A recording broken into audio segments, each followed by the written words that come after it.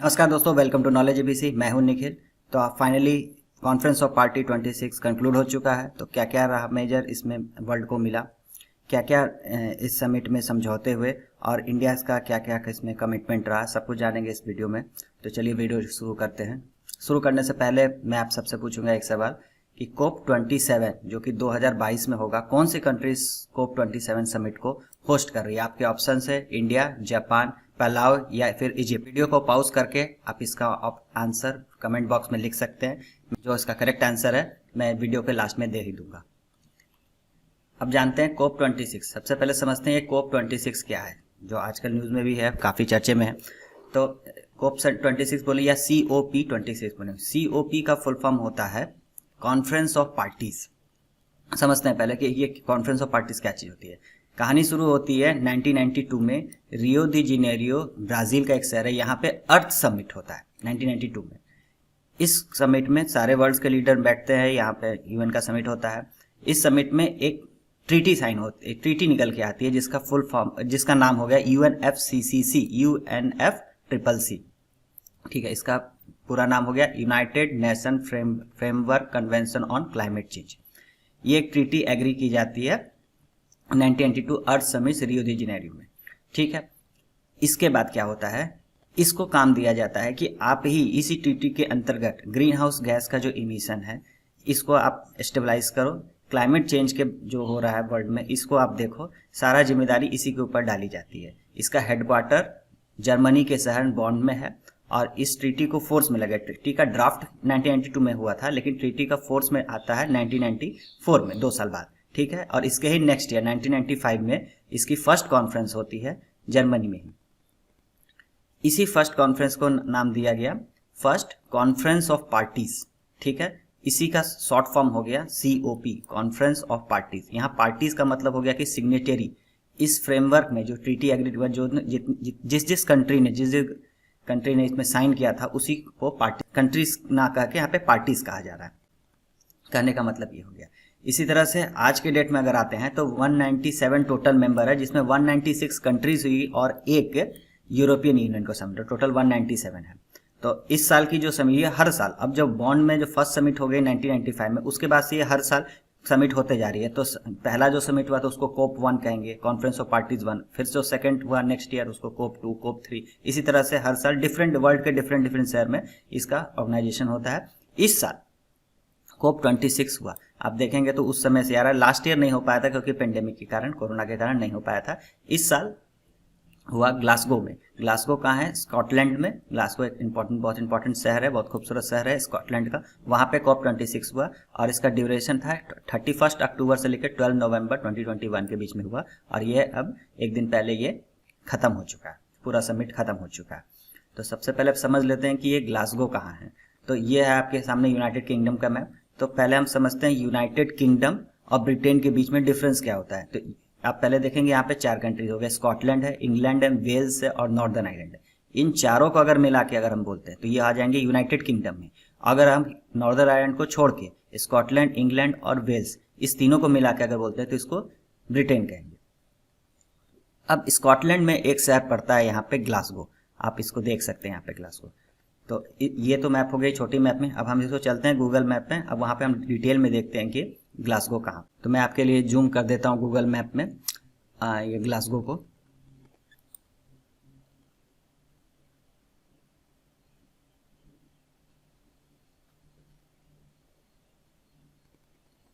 तो ये अपना ग्लासगो शहर स्कॉटलैंड में ये पड़ता है, बहुत ही खूबसूरत शहर है।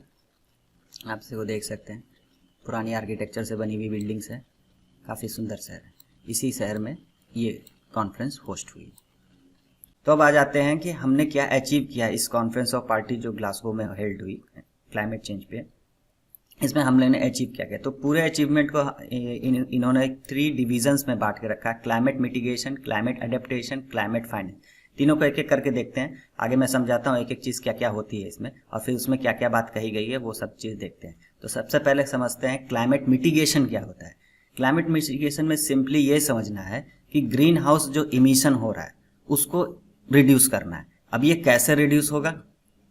ज़्यादा से ज़्यादा पेड़ लगा के, फॉरेस्ट को कम काट के, न्यू टेक्नोलॉजी का यूज़ करके, रिन्यूएबल एनर्जी का यूज़ करके, एनर्जी इफिशिएंट हमें जो भी चीज़ हमें यूज़ करें, जैसे पावर प्लांट है, ओल्ड पावर प्लांट है, कोई भी कोयले से बिजली बनाने वाली पावर प्लांट है और वो काफ़ी पुरानी पड़ गई है तो ज़्यादा कोयला खाती है, उसको इफिशिएंट बना के कम कोयला खाए, इसके कारण ग्रीन हाउस गैस का एटमॉस्फेयर में उत्सर्जन कम होगा, एनर्जी इफिशिएंट। और वैसे प्रैक्टिसेस, वैसे मैनेजमेंट, वैसे बिहेवियर, ह्यूमन बिहेवियर को भी चेंज करके, कि कंज्यूमर का बिहेवियर चेंज करके कि कैसे भी करके हमको ग्रीन हाउस गैस को रिड्यूस करना है। तो ये पूरा चीज़ आ जाता है क्लाइमेट मिटिगेशन के अंतर्गत, ठीक है। तो क्लाइमेट मिटिगेशन के अंदर में इस कॉन्फ्रेंस में क्या क्या बात हुई, तो इसमें मेनली ये कहा गया कि एम्फेसिस डाला गया, मतलब सबसे ज़्यादा जोर डाला कि 1.5 डिग्री जो टारगेट में रखा गया है कि इससे ऊपर नहीं बढ़ने देना है टेम्परेचर राइज को। तो इसमें किया गया कि इस डिकेड में हम लोग को पूरा मेहनत करना है, किसी भी तरह करके इसको अगर रोका जा सकता है तो इसी डिकेड में अगर हम लोग ग्रीन हाउस गैस का इमर्जन जितना कम कर लें उसका उतना ही ज़्यादा फायदा। 2030 तक कंट्रीज को कहा गया है कि आप NDCS को स्ट्रेंथन में लाओ, नेशनली डिटरमाइंड कंट्रीब्यूशन। इसमें क्या होता है कि कंट्री खुद से बताती हैं कि मेरा इतना साल तक, पार्टिकुलर ईयर तक क्या टारगेट है, इस टारगेट तक मुझे अचीव करना है, इस टारगेट तक मैं ग्रीन हाउस गैस का इमर्सन उतना कम करूंगा। तो ये बोला गया कि 2030 तक सभी कंट्री अपना अपना एक्शन प्लान सामने लाएं। उसके साथ साथ ये भी कहा गया है हर साल एनुअल एक रिपोर्ट आप पब्लिश करें कि आपके कंट्रीज में कितना काम हो रहा है, तो इसका भी एक रिपोर्ट सबमिट करने को कहा गया है इस कॉन्फ्रेंस में, इस क्लाइमेट मिटिगेशन के अंतर्गत में ये भी बात कही गई है। इसके साथ साथ ये भी कहा गया है कि हमें फॉसिल फ्यूल्स को यूज़ रिड्यूस करना है, साथ साथ जो इनएफिशिएंस जो सब्सिडीज दी जा रही है फॉसिल फ्यूल्स पे जो सब्सिडी उसको भी कम करते जाना है, और जो सोर्स ऑफ फ्यूल है, जो coal as a source of fuel जो है उसको कम से कम यूज़ करना है, रिड्यूस करना है उसका यूज। ये सब चीज़ बातें कही है क्लाइमेट मिटिगेशन में। नेक्स्ट टॉपिक आ जाता है क्लाइमेट एडेप्टेशन। क्लाइमेट एडेप्टेशन में जैसे कि क्लाइमेट मिटिगेशन में देखा हमने कि ग्रीन हाउस गैस के उत्सर्जन को कम करना है, क्लाइमेट एडेप्टेशन में ये बात कही जाती है। क्लाइमेट एडेप्टेशन का मतलब ये होता है कि हमें क्लाइमेट चेंज का जो इम्पैक्ट होता है उसको कम करना है, क्लाइमेट चेंज के इम्पैक्ट को अपने आप को बचाना और क्लाइमेट चेंज के इम्पैक्ट को भी कम करना है। तो ये कैसे होगा, जैसे हम रिन्यूएबल एनर्जी पे शिफ्ट कर जाते हैं तो ग्लोबल वार्मिंग को कम से कम करें, उसके साथ साथ अगर हम ग्लोबल एवरेज टेम्परेचर को जितना कम से कम रखने का कोशिश करें, वो सब चीज़ इसमें बात कही गई। तो इसमें और क्या बातें कही गई इस कॉन्फ्रेंस में, क्या इस टॉपिक में मतलब क्लाइमेट एडेप्टेशन पे क्या बातें कही गई हैं वो हम देख लेते हैं। इसमें कहा गया है कि 2019 में डेवलप कंट्रीज ने $15 बिलियन प्रोवाइड किए थे क्लाइमेट एडेप्टेशन के लिए, जिसको कहा गया है कि अब से इसे डबल कर दिया जाए, मतलब डबल प्रोवाइड करें, मतलब 30 बिलियन प्रोवाइड करेंगे 2025 तक, ये बात कही गई है। इसके साथ साथ जैसे क्लाइमेट मिटिगेशन में जो मैंने पहले बताया, इसमें एक टारगेट सेट किया गया कि किसी भी हाल में 1.5 डिग्री तक रहना और मैक्सिमम 2 डिग्री से कम टेम्परेचर राइज नहीं होने देना है। लेकिन क्लाइमेट एडेप्टेशन का ऐसा कोई गोल नहीं है, तो इसमें कहा गया कि जल्द से जल्द इसका एक गोल सेट किया जाए। अब आ जाते हैं नेक्स्ट टॉपिक जो है क्लाइमेट फाइनेंस में क्या बात की। क्लाइमेट फाइनेंस सिंपली होता है, इसमें जो क्लाइमेट मिटिगेशन है, जो ग्रीन हाउस गैस को कम करना, क्लाइमेट एडेप्टेशन से जो बचना है, मतलब कि जो नए नए तरीके लगाने हैं कि जैसे ग्रीन हाउस गैस कम उत्सर्जन हो, उसको बचने के लिए फाइनेंस चाहिए। वो फाइनेंस क्या होगा, कैसे होगा, ये सब अंतर्गत आ जाता है क्लाइमेट फाइनेंस के अंतर्गत। इसमें बात ये हुई थी 2009 से ही बात चल रही है, कोप जो 2009 में हुआ था उस समय, साथ साथ जो पेरिस एग्रीमेंट 2015 में हुआ था, इसमें भी बात की कि डेवलप कंट्रीज जो है वो $100 बिलियन प्रोवाइड करेंगे प्रति ईयर डेवलपिंग कंट्री को, और ये 2020 से करना था, लेकिन ये लोग कर नहीं पाए। तो इसमें स्ट्रांगली क्रिटिसाइज किया गया इस कॉन्फ्रेंस में कि ये चीज़ नहीं हो पाई, ठीक है। लेकिन ये कहा गया है कि अब डेवलप कंट्री ने ये वादा किया है कि ठीक है 2023 से हम ये अरेंजमेंट करना शुरू करेंगे। तो इसमें ज़्यादा कुछ बात नहीं हुई। देखा जाता है कि अब 2023 से ये लोग भी क्या कर पाते हैं, दे पाते हैं कि नहीं हो पाते, कि फिर इसी तरह टालेंगे, देखने की बात रहेगी ये आगे। अब जानते हैं कि what does the Glasgow agreement से। अब इसमें एग्रीमेंट में और क्या क्या बात कही गई है ये भी जानते हैं। जैसे मैंने बताया कि इसमें डीप रिग्रेट कहा गया है, इसमें कि जो $100 बिलियन इन लोगों को 2020 से देना था तो वो नहीं दे पाए, लेकिन ठीक है इसमें 2023 से तो बोला गया है देने के लिए, लेकिन 2025 से एक नया टारगेट सेट किया जाएगा, क्योंकि $100 बिलियन अगर ये लोग देते हैं तो भी इससे काम नहीं बनेगा डेवलपिंग कंट्रीज में। क्योंकि बात ये हो जाती है कि जब इंडस्ट्रियल लेवल, जब इंडस्ट्रियल रेवोल्यूशन चल रहा था, जितनी डेवलप्ड कंट्री जो आज की वेस्टर्न कंट्रीज हो गई, यूके हो गए, फ्रांस हो गए, यूएसए हो गए, ये लोगों ने खूब सारा ग्रीन हाउस गैस इमर्ज किया एटमॉस्फेयर में और अपना डेवलप हो गए। लेकिन आज के डेट में ये होगा कि जो डेवलपिंग कंट्री है ये लोग कोयले से बिजली बना रहे हैं, कोयले से बाकी चीज़ यूज़ कर रहे हैं, फॉसिल फ्यूल्स का मेनली यूज़ कर रहे हैं। तो इन्होंने का कहना है कि आप फॉसिल फ्यूल का यूज़ मत करो क्योंकि ग्रीन हाउस गैस का इमरजेंस होता है और ग्लोबल वार्मिंग बढ़ रही है। तो बात यहाँ पे दोनों में बात हो गई, डेवलपमेंट और डेवलपिंग कंट्री में। तो डेवलपिंग कंट्री कहना है कि आप लोगों ने तो ऐसा अपने आप को ग्रीन हाउस गैस इमर्ज करके अपने आप को तो डेवलप कर दिया, अब हमें करने दो। तो ये लोग बोलते हैं कि नहीं ठीक है कि आप ये ग्रीन हाउस गैस इमरजेंस मत करो, लेकिन इसके बदले में ये बात बन के आती है बीच में कि ठीक है $100 बिलियन पर ईयर हम लोग प्रॉमिस करते हैं कि देंगे, 2020 से जो देना था जो कि नहीं दे पाए देंगे, कि इससे आप लोग नई टेक्नोलॉजी का विकास करने में हेल्प मिलेगी, साथ में नई टेक्नोलॉजी भी दी जाएगी कि जिससे आप लोग ग्रीन हाउस गैस का उत्सर्जन कम से कम कर सको। इसके साथ साथ एक दूसरी बात इसमें कहेगी क्या कि जो छोटे छोटे कंट्रीज है जिसमें बाढ़ आ जाती है, चक्रवात आ जाते हैं, इसके कारण पूरा से क्लाइमेट डिजास्टर होता है, लैंडस्लाइड होता है, तो छोटे कंट्री इतने बड़े बड़े डिजास्टर को संभाल नहीं पाती, उनकी इकोनॉमी हिल जाती है।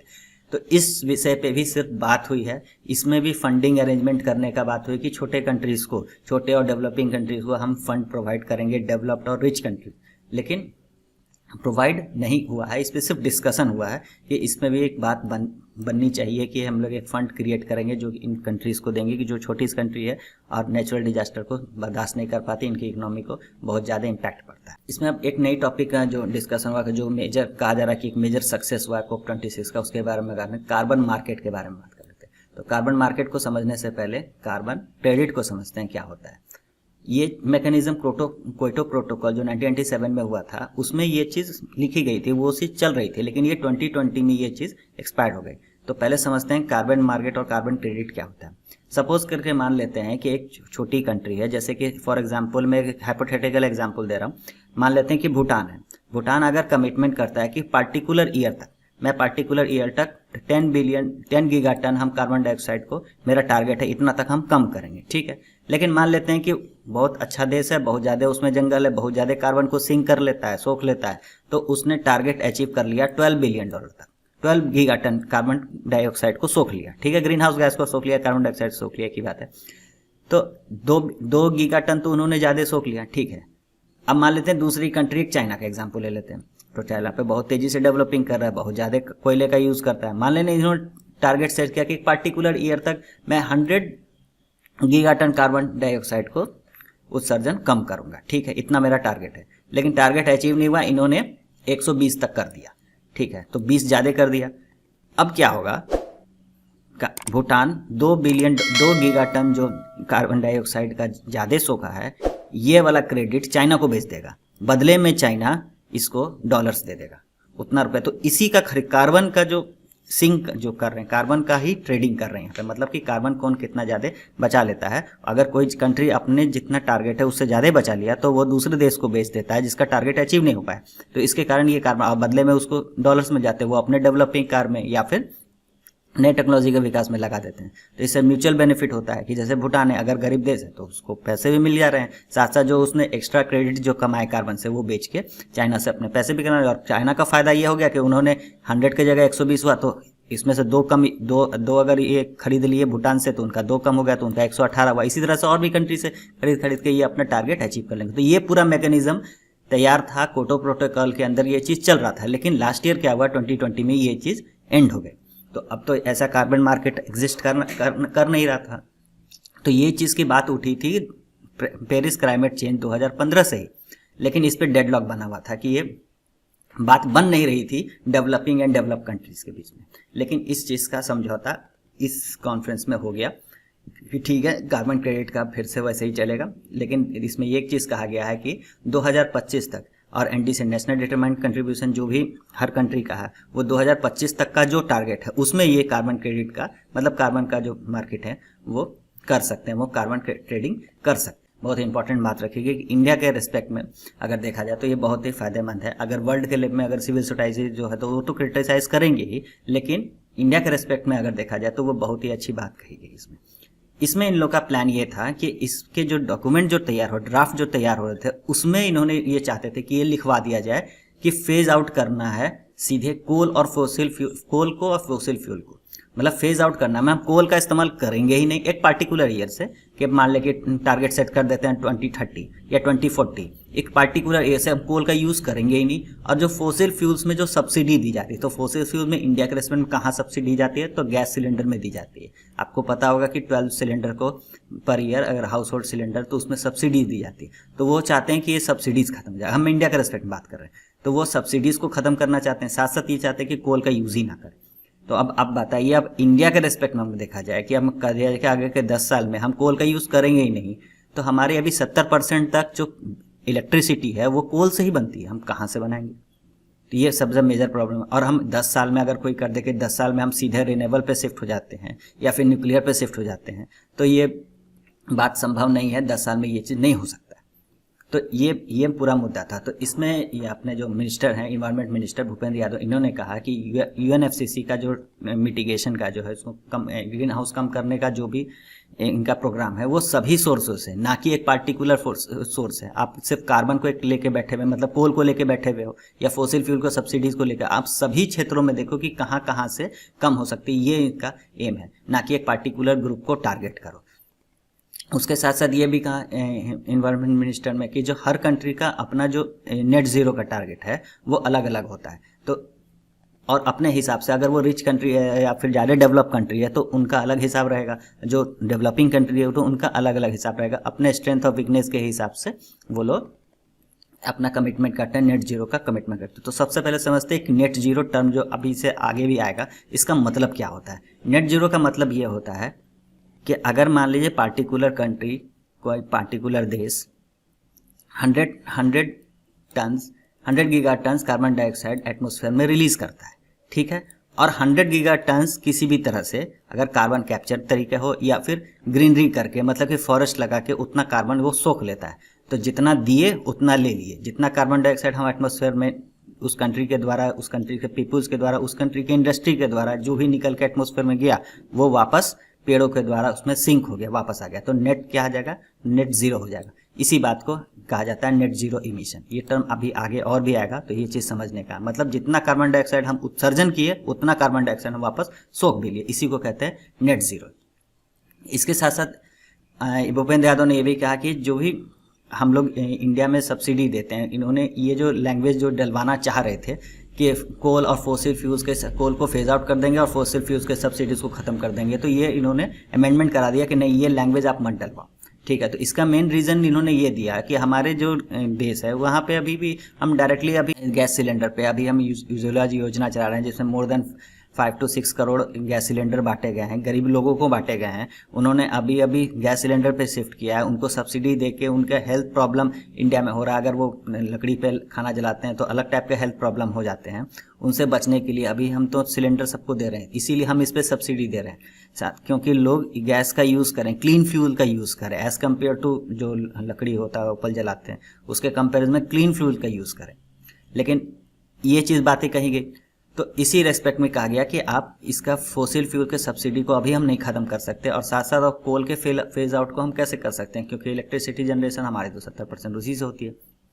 तो ये दोनों मुख्य कारण था। साथ साथ उन्होंने ये कहा कि हम जो responsible use of fossil fuel को समर्थन करते हैं। Responsible use of fossil fuel का करने का मतलब ये हो गया कि अगर हमको फोसिल फ्यूल से इलेक्ट्रिसिटी जनरेट करना है, मान लेते कहीं पे गैस से ही अगर हम इलेक्ट्रिसिटी जनरेट करें, तो उसमें कोई सब्सिडी देने की ज़रूरत नहीं, कहीं पे भी सब्सिडी नहीं होती। अगर हम किसी पावर प्लांट में अगर गैस से इलेक्ट्रिसिटी बन रही है तो वहाँ पर कोई गैस को सब्सिडी नहीं मिलती है, क्योंकि वो कमर्शियल बिजनेस हो गया, ठीक है।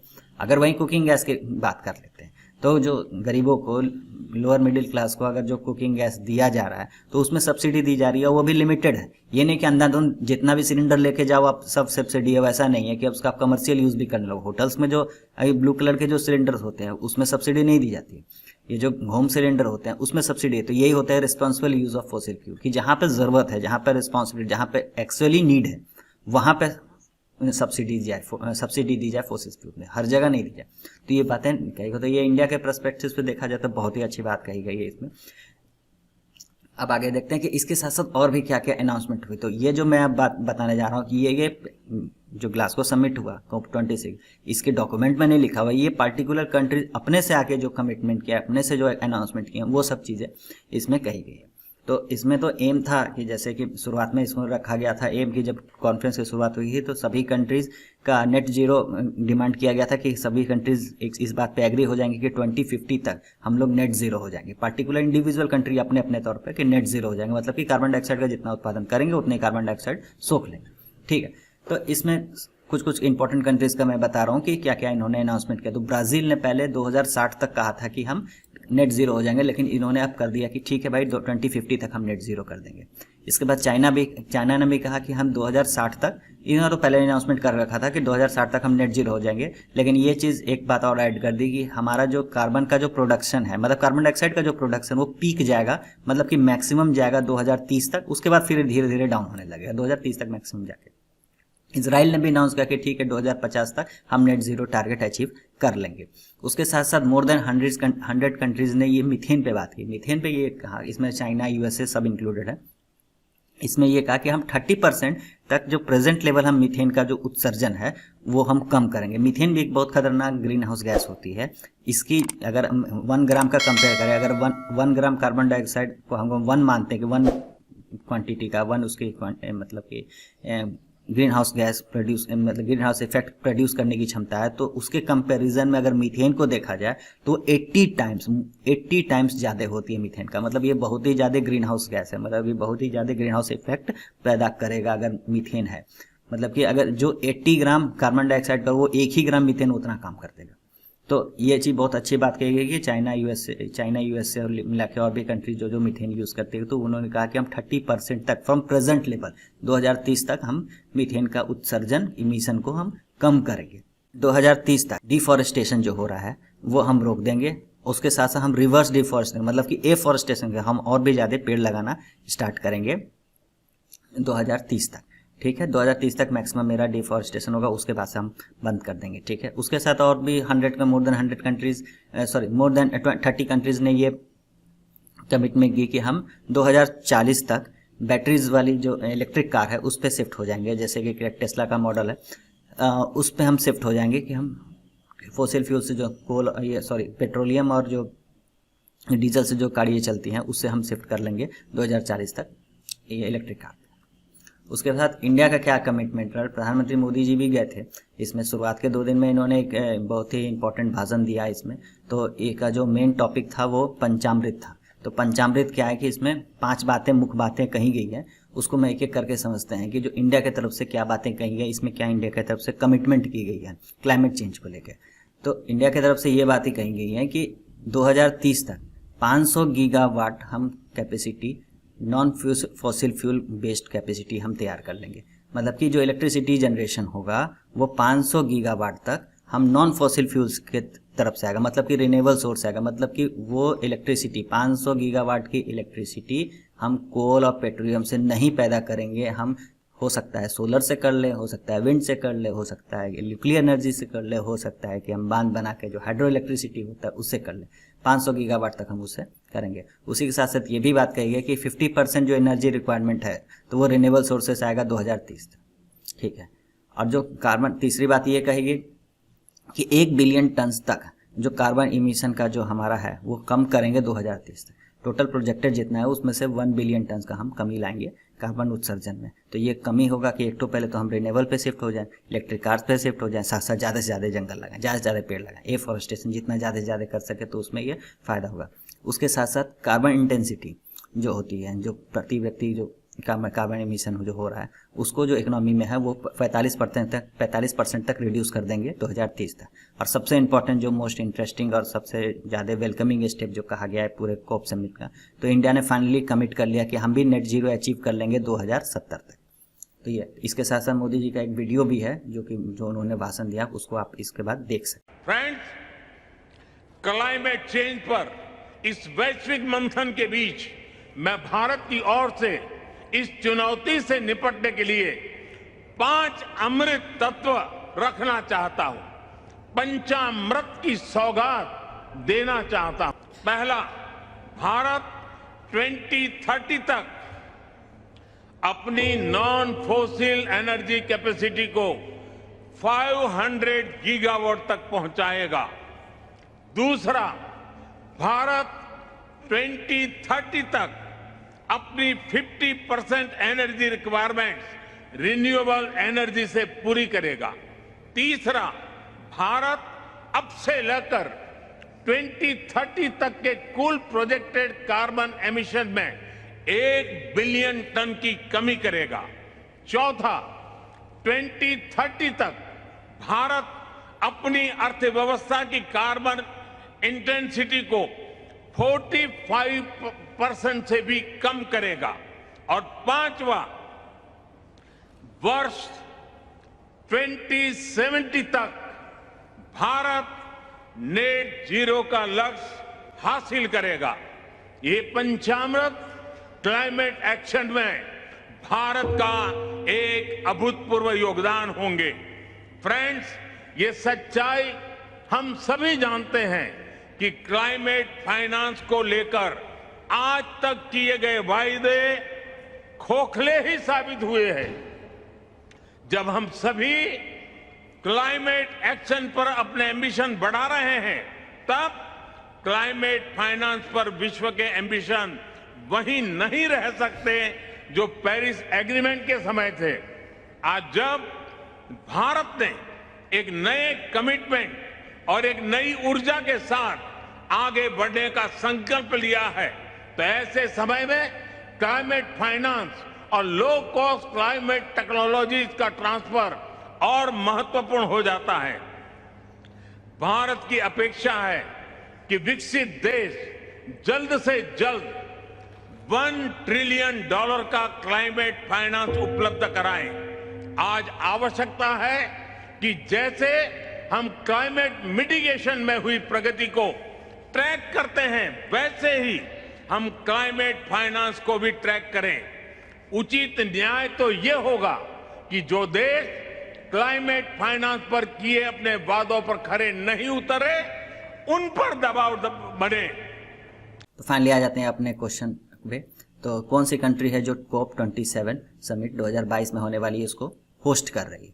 तो आपके ऑप्शंस थे इंडिया है, जापान, पलाव, इजिप्ट। तो करेक्ट आंसर इसमें से है, अभी भी आपने अगर इसका आंसर नहीं दिया है तो वीडियो पॉज करके इसका आंसर आप लिख सकते हैं। तो फाइनली इसका करेक्ट आंसर है इजिप्ट। इजिप्ट में होस्ट कर रहा है अगले साल का 2022 का COP27 समिट। तो वीडियो आपको कैसा लगा? अगर अच्छा लगा तो लाइक कर दीजिए, साथ साथ अगर आपने अभी तक सब्सक्राइब नहीं किया तो सब्सक्राइब कर दीजिए। और सबसे इम्पोर्टेंट बात, टेलीग्राम पे आप इसको फॉलो कर लीजिए हमारे चैनल को। इसका आप सिंपली सर्च बॉक्स में जाके knowledge_ABC आप टाइप करेंगे तो वहाँ पे हमारा चैनल मिल जाएगा। आप टेलीग्राम पे इसको जरूर से फॉलो करें, क्योंकि इस वीडियो का PDF मैं टेलीग्राम पे ही अपलोड करूँगा। साथ साथ आप हमारे वेबसाइट www.knowledgeabc.com पे भी विजिट कर सकते हैं। Thank you very much.